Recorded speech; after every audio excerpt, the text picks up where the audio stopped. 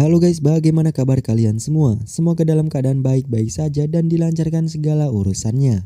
Kali ini saya akan membahas alur cerita film yang berjudul Safe. Film ini mengisahkan tentang seorang agen FBI di bidang analisis data yang harus mencari tahu penyebab kematian sahabatnya. Dan kita langsung masuk ke dalam ceritanya.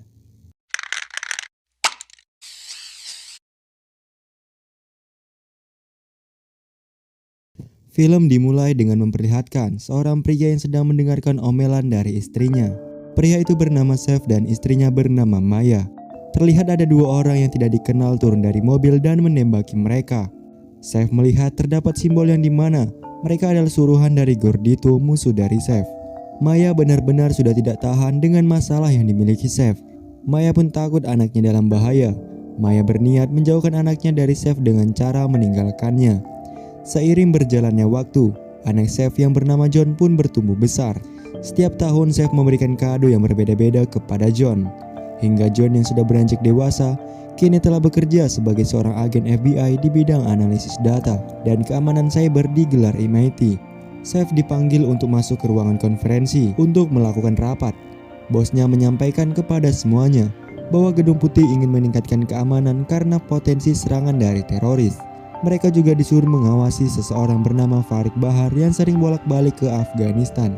Bosnya pun menanyakan siapa yang ingin memimpin operasi ini. Safe pun mengangkat tangannya, tetapi bosnya tidak mengizinkan Safe untuk memimpin operasi ini, dikarenakan Safe masih anak baru. Setelah sekian lama tidak berjumpa, John pun reunian dengan sahabatnya Sasha dan Karim. Karim yang seorang angkatan darat memiliki bisnis baru bernama Brother Watching Brother atau bisa disingkat dengan BYB. Bisnis itu semacam program rehabilitasi yang ia buat bersama teman-temannya di Angkatan Darat yang bertujuan untuk membantu veteran yang baru pulang dan memiliki kecanduan terhadap narkoba. Di tengah-tengah perbincangan mereka, Karim mendapatkan pesan dan ia harus pergi duluan. Sebelum pergi, Karim berterima kasih kepada John karena telah menjaganya. Pada pagi hari, John dikabari oleh ibunya bahwa Karim ditemukan dalam keadaan tewas. Para polisi hanya menduga kalau Karim mati karena kecanduan. John berniat mencari fakta sebenarnya tentang kematian Karim, sahabatnya. John pun meretas pangkalan data pemeriksaan medis. Setelah ditelusuri, ia mendapati kematian Karim diberitakan hanya overdosis. Saya pun pergi ke kota Harlem untuk mencari petunjuk. Seorang bocil melihat foto yang dipegang John. Bocil itu mengatakan bahwa orang yang difoto itu mati overdosis karena obat dari seseorang bernama Manny. Setelah memberi bocil itu uang, bocil itu pun memberitahu di mana lokasi Manny. John pun masuk ke dalam sebuah apartemen kumuh. Setelah berjumpa dengan Manny, John menunjukkan foto temannya dan menanyakan apakah ia pernah membeli sesuatu dari Manny. Namun bukannya mendapatkan jawaban, John justru mendapatkan pukulan. John yang sebelumnya telah meretas pangkalan data medis memberitahu Sasha bahwa Karim mati karena overdosis. Sasha tentu saja tidak percaya kalau Karim melakukan hal itu, yang dimana di data itu menunjukkan kandungannya terlalu tinggi.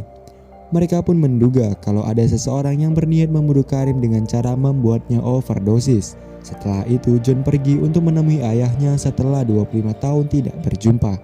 Safe melihat rencana milik John. Dia sekarang adalah seorang anggota FBI. John pun langsung ke intinya bahwa ia memerlukan Safe untuk membantunya menyelesaikan kasus tentang kematian sahabatnya. John mengatakan bahwa ia berhasil melacak pengedarnya di kota Harlem. Safe melihat bekas pukulan di kepala John. Saya pun mengatakan kalau anggota Manny yang memukulnya. Sebagai seorang ayah, saya pun tidak terima dan langsung mendatangi markas Manny. Setelah sampai, John langsung memberi pelajaran kepada anggota Manny yang telah memukul anaknya. Mendengar keributan itu, Manny tidak lama keluar. Terlihat dari muka Manny yang takut setelah melihat Safe. Manny yang kabur pun berhasil dihentikan dengan mudah dengan Safe. John kemudian menunjukkan foto sahabatnya yang ditemukan di luar gedung Manny. Manny pun mengatakan memang dulu Karim sering membeli obat darinya. Namun Manny tidak pernah melihatnya lagi setelah Karim bergabung dengan BYB. Safe berencana ingin langsung pergi ke BYB untuk melanjutkan penyelidikan mengenai masalah John sekaligus melindunginya. Setelah tiba di BYB, mereka bertemu dengan pemimpin di tempat itu bernama Gary. Mereka juga bertemu dengan temannya Karim bernama Kate dan Eddie. Gary memberitahu kalau tempat ini dibangun 2 tahun lalu bersama Karim.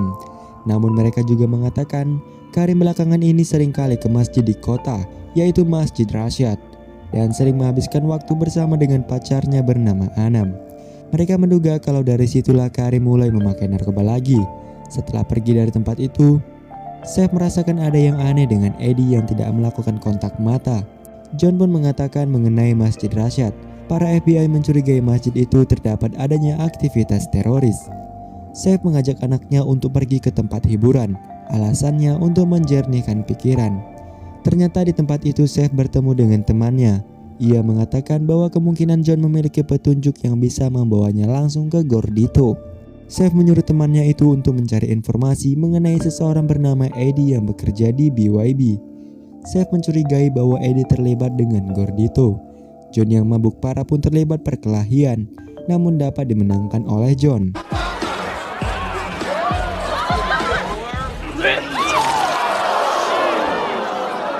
Kemudian John dibawa pulang oleh Saif.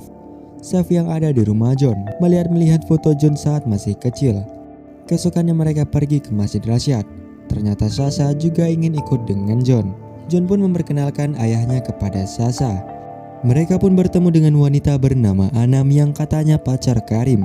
Mereka hanya ingin menanyakan sesuatu kepada Anam mengenai hubungannya dengan Karim. Ternyata Karim memang berpacaran dengan Anam. Terakhir kali mereka berjumpa pada saat Karim pulang dari perang. Karim memiliki banyak impian. Ia juga telah membuat pusat kepemudaan baru.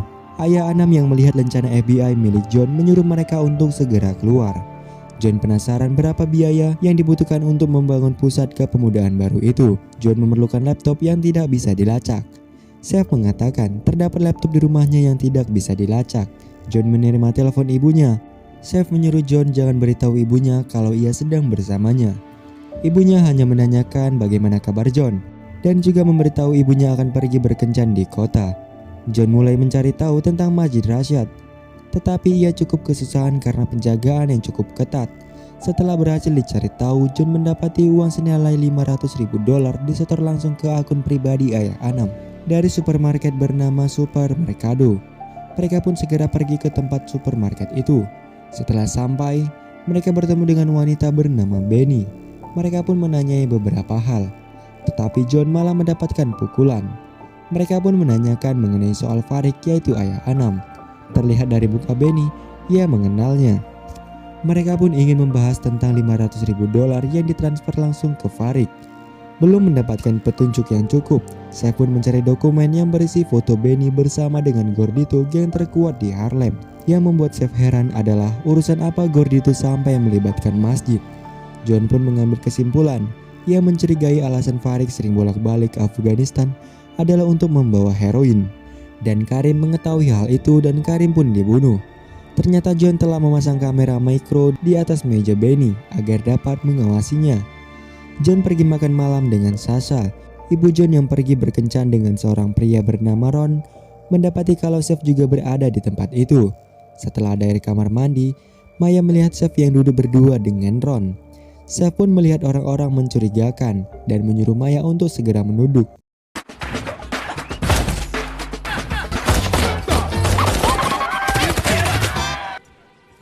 But it's my car.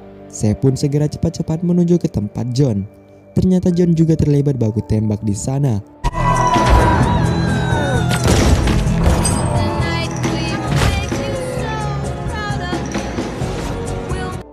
John melihat pesan di HP pembunuh itu.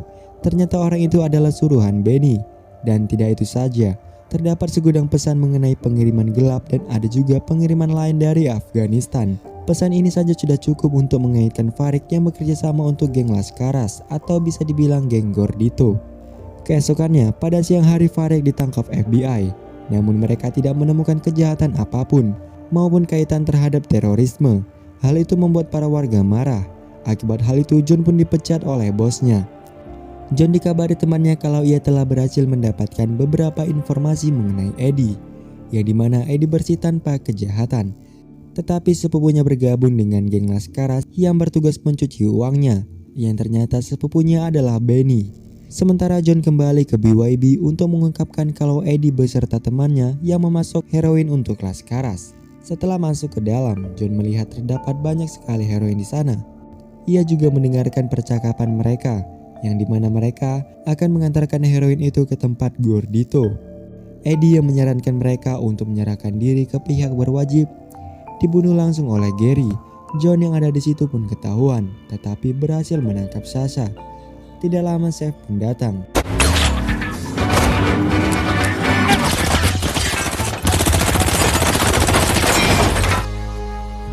That motherfucker's got to die.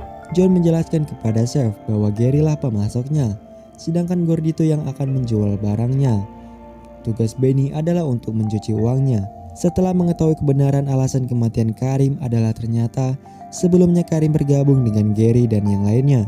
Saat Karim ditugaskan untuk mengambil uangnya, Karim tidak mau. Gary pun langsung membunuh Karim. Mereka pun memutuskan untuk menyelamatkan Sasha dan menyerang geng Laskaras. Seth pergi ke tempat ayahnya untuk mengambil beberapa senjata. Ayah Seth pun ikut dengan mereka. Sasha yang mencoba kabur dihadapkan langsung dengan Gordito. Mereka yang sudah tiba di lokasi dengan cara melacak HP milik Sasha pun meretas CCTV agar tidak kelihatan saat di lift. Tetapi karena wifi-nya tidak sampai, mereka pun ketahuan. Gordito pun menyuruh semua anak buahnya untuk menangkap mereka. Adegan baku tembak pun terjadi.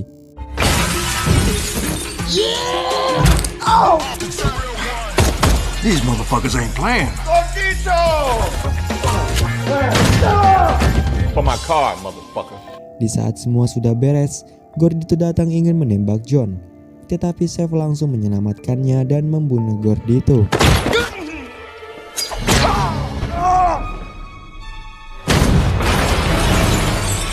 Seth yang terkena luka tembak pun harus dirawat di rumah sakit. Setelah sembuh mereka mendapatkan misi kasus penculikan dan cerita film pun selesai.